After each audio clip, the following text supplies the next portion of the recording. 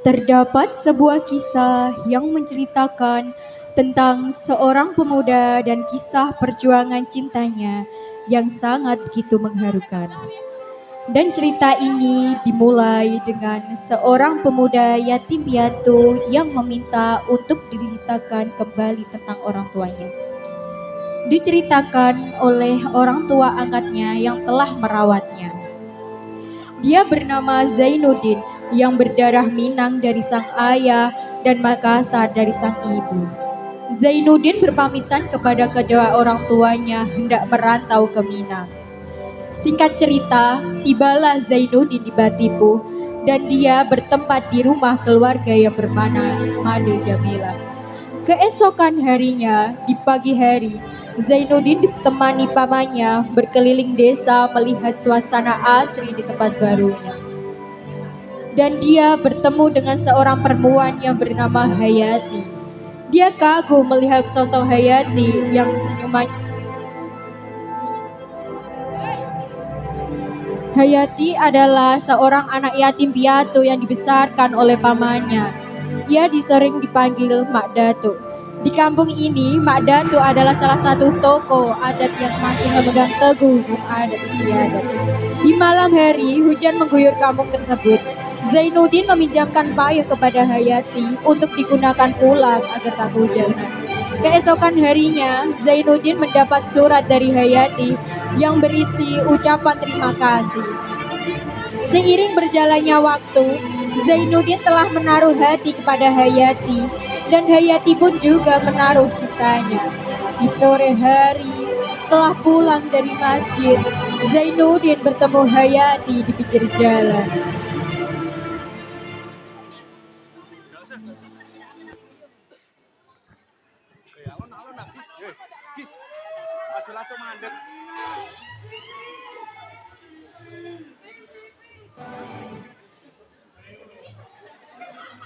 Tes.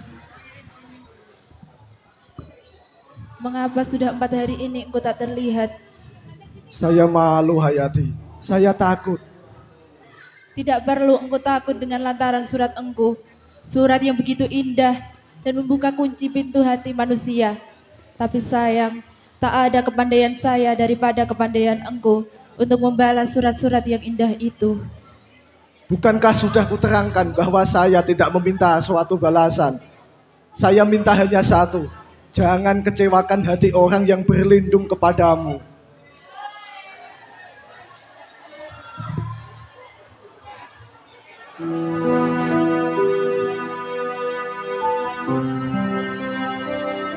Hayati, kau memberi harapan kepada aku. Kau telah memberikan kekuatan kepadaku untuk berani menyatakan cinta. Dan inilah kejujuranku Hayati. Saya memberanikan diri untuk mengatakan saya mencintaimu Hayati. Saya mengharapkan kau sudi menjadi kawan dalam hidupku selamanya. Saya telah jatuh hati kepadamu. Mudah-mudahan kau sudi menjadi pendamping hidupku dalam dunia akhirat. Balasan curhatku saat kutunggu Hayati.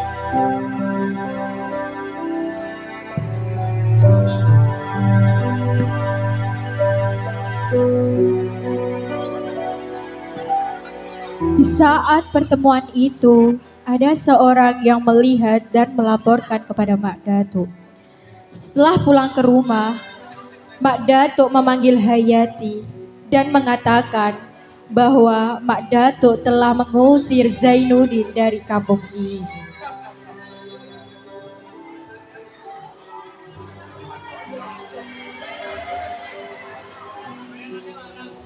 Assalamualaikum.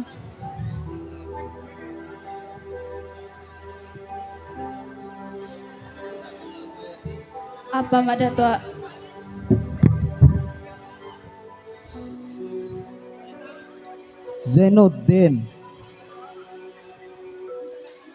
Zainuddin saya suruh pergi dari Batipu. Kalau dia betul menuntut ilmu seperti niatnya semula, lebih bagus dia ke Padang Panjang atau ke Bukit Tinggi saja. Dia pun sudah tahu. Apa alasan Mak Datuk suruh dia pergi? Sudah banyak gosip tentang kau dan dia. Tapi hubungan kami suci, tidak melanggar sopan santun. Ati, jangan kau ukur nilai adat kampungmu dengan buku-buku yang kau baca. Cinta hanyalah khayalan dongeng dalam buku. Kau kebanggaan keluarga, Zainuddin tak bersuku. Kau membawa malu merusak nama keluarga, merusak nini mama, merusak korong kampung, meruntuhkan rumah tangga, dan mencemarkan kampung halaman. Tidakkah kau tahu? Gunung Merapi masih tegak kokoh menjulang, adat masih berdiri kuat, tak lapuk dari hujan, tak lekang dari panas. Zainuddin mau menempuh jalan yang lurus. Dia mau melamar Ati menjadi istrinya. Mana bisa Ati, orang seperti dia tidak bisa diandalkan untuk menjadi sandaran hidup.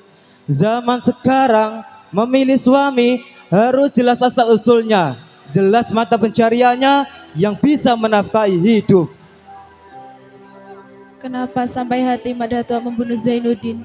Membunuh Ati juga keponakan engku sendiri. Tidak Hayati, tidak Hayati.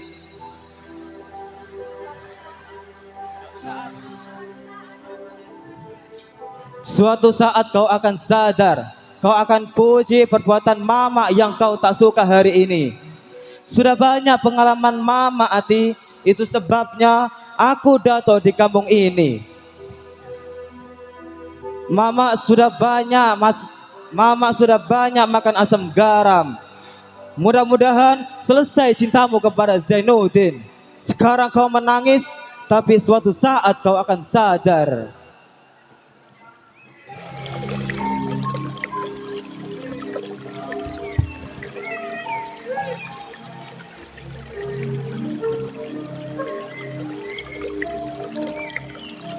Keesokan harinya, di persimpangan jalan, di tepi danau, Hayati menghampiri Zainuddin untuk melepas kepergiannya.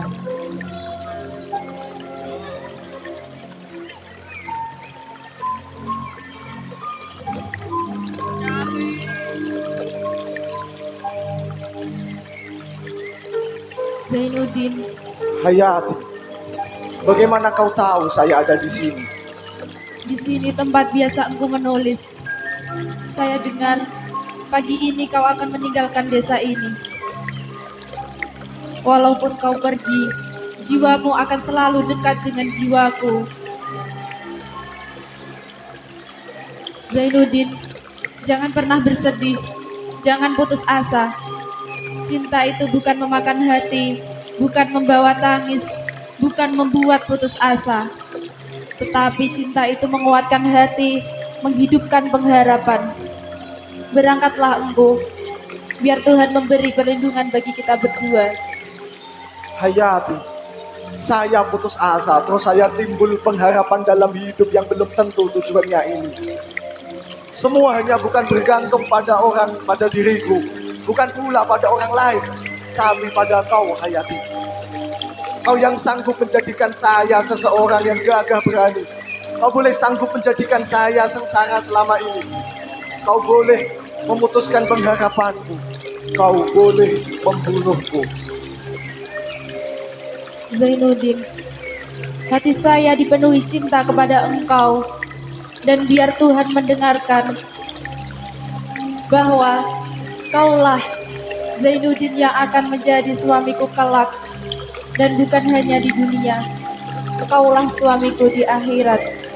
Saya tidak akan hianat atas janji, tindakan berdusta di hadapan Tuhan, disaksikan oleh arwah nenek moyangku. Berat sekali sumpahmu Hayati. Tidak berat, itulah kenyataannya. Dan jika kau berjalan jauh atau dekat sekalipun, entah tidak kembali dalam masa setahun, masa 2 tahun, masa 10 tahun, saya akan tetap menunggu. Carilah kebahagiaan kita kemanapun kau pergi. Saya tetap untukmu. Dan jika kau kembali kelak, saya akan tetap bersih dan suci untukmu, kekasihku. Baiklah Hayati, saya akan berangkat dengan harapan yang penuh harapan. yang tadi ini sebelum kau berdiri di sini sudah menghilang. Hayati, kirimi saya surat-surat, dan kalau tidak berhalangan maka surat-surat itu akan saya balas sebulan. Akan saya kirimi sebisa mungkin. Akan saya terangkan segala perasaan di hatiku, sebagaimana pepatahmu selama ini. Dengan surat, kita akan lebih bebas menerangkan perasaan. Hayati, mana tahu entah kapan pula kita akan bertemu. Berilah saya satu tanda mata, azimatku dalam hidupku, dan akan kuwasiatkan meletakkannya di dalam kafanku jika aku mati. Berilah, meskipun barang itu murah bagimu, tapi bagiku itu sangatlah mahal.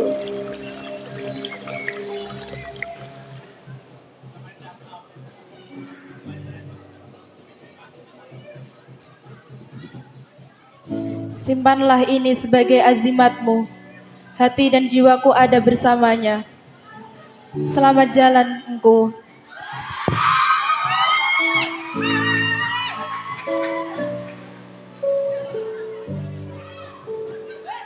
Singkat cerita, sampailah Zainuddin di rumah kerabat ayahnya di sebuah daerah yang bernama Padang Panjang. Disinilah Zainuddin akan kembali menuntut ilmu agama. Zainuddin pun diterima dengan senang hati. Setelah beberapa bulan Hayati pergi ke Padang Panjang untuk menemui Zainuddin, ia mempunyai teman yang bernama Khadijah dan mempunyai kakak bernama Aziz. Dan dia ternyata naksir kepada Hayati. Hayati dilamar oleh Aziz dan keluarganya pun menerima lamaran Aziz karena dari keluarga yang beradat, berlembaga dan kaya raya. Dan Hayati pun menikah dengan Aziz.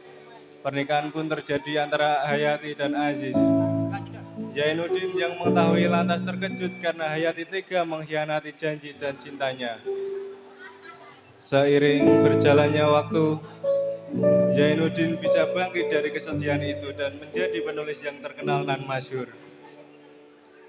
Dia membuat novel yang berisi cerita kehidupannya tentang cintanya bersama Hayati. Singkat cerita, Zainuddin didatangi oleh Hayati dan Aziz. Mereka berdua menceritakan tentang kehidupannya yang sudah jatuh miskin dan mempunyai hutang yang tak sedikit. Dan mereka berdua memohon untuk tinggal di rumah Zainuddin untuk sementara waktu. Dengan senang hati, Zainuddin menerima kedua sahabatnya tersebut. Selang beberapa minggu setelah sembuh dari sakitnya, Aziz izin kepada Hayati untuk mencari kerja ke kota lain. Beberapa lama kemudian, saat keesokan hari, Hayati mendapat surat dari suaminya yang berisi surat cerai dan surat kabar yang berisi kematian sang suami karena bunuh diri. Beberapa minggu kemudian, di saat malam hari, Hayati menemui Zainuddin dan ingin berbicara dengannya.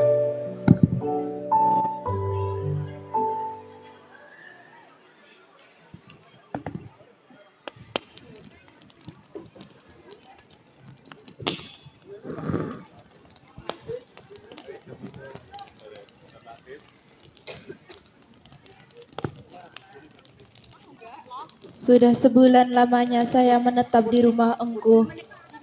Setelah kepergian Uda Aziz, apalah lagi akan saya engkau. Iya, apalah akan kita lagi. Saya akan berkata berterus terang kepada engkau.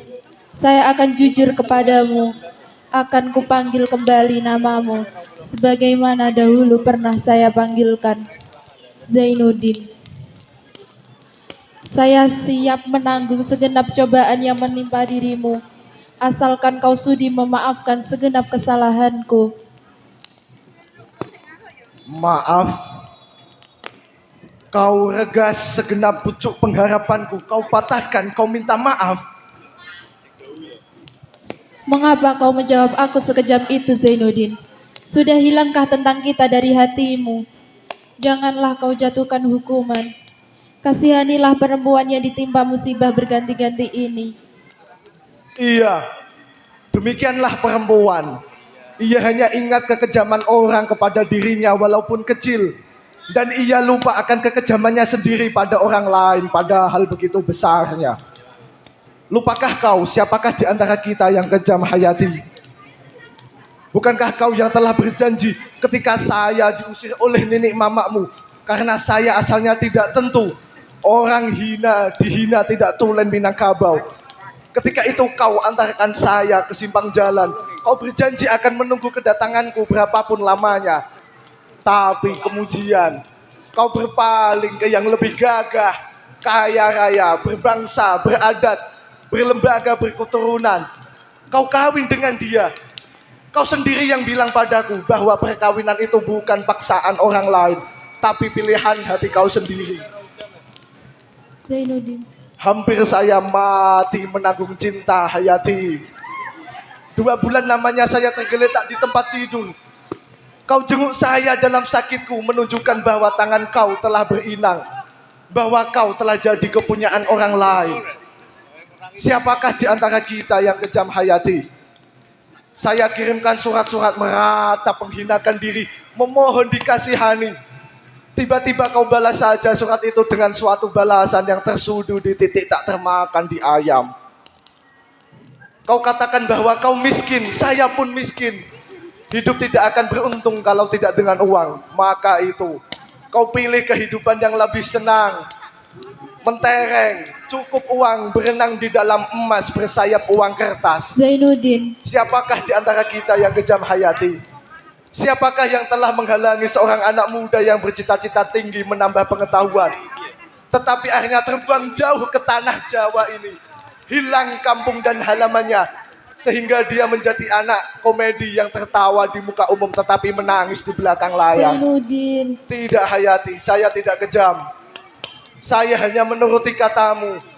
Bukankah kau yang meminta di dalam suratmu supaya cinta kita dihilangkan dan diganti dengan persahabatan yang kekal? Permintaan itulah yang saya pegang teguh sekarang. Kau bukan kecintaanku, bukan tunanganku, bukan istriku, tetapi janda dari orang lain. Maka itu, secara seorang sahabat, bahkan secara seorang saudara, saya akan kembali teguh memegang janjiku dalam persahabatan itu, sebagaimana teguhku dahulunya memegang cintaku. Itulah sebabnya dengan segenap ridho hati ini, kau kubawa pulang ke rumahku untuk menunggu kedatangan suamimu. Tetapi kemudian bukan dia yang kembali pulang, tetapi surat cerai dan kabar yang mengerikan. Maka itu, secara seorang sahabat pula, kau akan kubawa pulang kembali ke tanah asalmu, tanah Minangkabau, yang kaya raya, yang beradat, yang berlembaga, yang tak lekang dari hujan, tak lapuk dari panas. Itukah keputusan yang kau berikan kepadaku? Bukankah kau telah termasyhur di mana-mana, seorang yang berhati mulia? Tidak, saya tidak akan pulang. Saya akan tetap di sini bersamamu. Biar saya kau hinakan, biar saya kau pandang sebagai babu yang hina. Saya tidak butuh uang berapapun banyaknya. Saya butuh dekat dengan kau, Zainuddin. Saya butuh dekat dengan kau. Tidak. Pantang pisang berbuah 2 kali, pantang pemuda makan sisa. Kau mesti kembali pulang ke Padang. Biarkan saya dalam keadaan begini. Jangan mau hidup di tumpang saya. Orang tidak tentu asal. Negeri Minangkabau beradat. Lalu Zainuddin menyuruh Hayati pulang ke kampung halamannya. Keesokan harinya, Hayati pun pulang ke negeri Minangkabau agar bertemu nenek mamanya. Sebuah kapal bernama Van der Wijk berlabuh gagah di sana. Akan tetapi, kapal yang ditumpangi Hayati tenggelam di lautan yang begitu luasnya. Zainuddin pun menyusul Hayati yang sudah berada di rumah sakit dengan kondisi yang sekarat dengan menggenggam foto Zainuddin. Mereka berdua pun saling mengungkapkan isi hatinya bahwa cinta mereka sangatlah besar. Di penghujung hayatnya, Hayati meminta Zainuddin untuk mengucapkan kalimat syahadat untuk melepas kepergiannya. Dan Hayati pun berpulang pada Sang Ilahi. Setelah sepeninggalan Hayati, Zainuddin bangkit kembali dan menulis buku yang berjudul Tenggelamnya Kapal Van der Wijk.